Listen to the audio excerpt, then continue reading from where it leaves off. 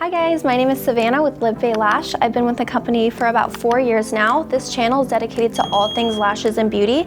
If you haven't already, go ahead and hit the subscribe button below.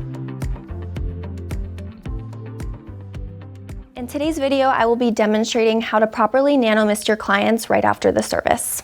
So the reason that we want to nano mist after each client is it actually is going to help cure the glue and set the fumes. Usually cyanacrylate, which is the main ingredient in lash adhesives, it is really strong, and so after we fan, we always think it's important to mist just to get rid of those fumes and help seal the glue. This is our LivBay Pink Nano Mister. They're actually USB charged, so it's easy and you can charge between clients, and I'm going to demonstrate exactly how we can use it. So the first step is just you're going to take off the top of it. It does not come with water. You do want to use distilled water always in the nano mister, only because if you put normal water, it could calcify and it will tend to clog them. So today I'm going to be using a wash bottle. You can get these anywhere. I like to get mine off of Amazon. It's really easy so that it fits in here. You're going to fill it up, I would say about halfway. I don't like to do too much just because if you do fill it up all the way, it tends to clog. So you should only do enough for your clients for that time period.